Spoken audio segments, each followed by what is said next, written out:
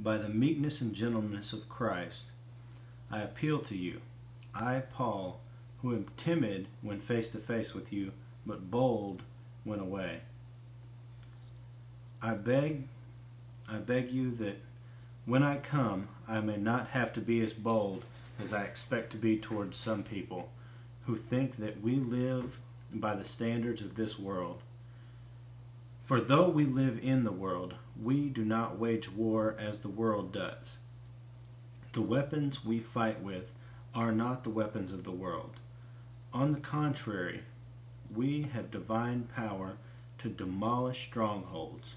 We demolish arguments and every pretension that sets itself up against the knowledge of God, and we take captive every thought to make it obedient to Christ, and we will be ready to punish every act of disobedience once your obedience is complete. You are looking only on the surface of things. If anyone is confident that he belongs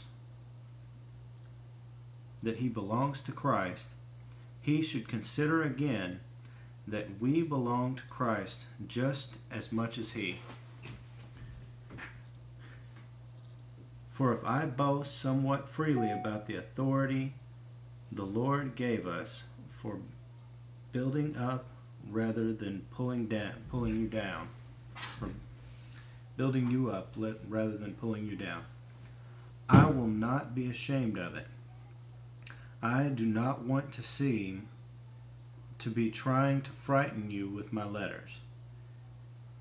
For some say his letters are weighty and forceful, but in person he is unimpressive and his speaking amounts to nothing. Such people should realize that what we are in our letters when we are absent, we will be in our actions when we are present. We do not dare to classify or compare ourselves with some who commend themselves. When they measure themselves by themselves and compare themselves with themselves, they are not wise.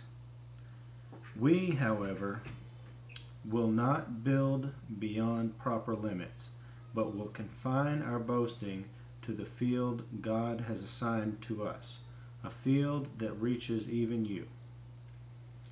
We are not going too far in our boasting, as would be the case if we had not come to you. For we did get as far as you with the gospel of Christ. Neither do we go beyond our limits by boasting of work done by others. Our hope is that as your faith continues to grow, our area of activity among you will greatly expand, so that we can preach the gospel in the regions beyond you. For we do not want to boast about work already done in another man's territory, but let him who boasts boast in the Lord. For it is not the one who commends himself who is approved, but the one whom the Lord commends.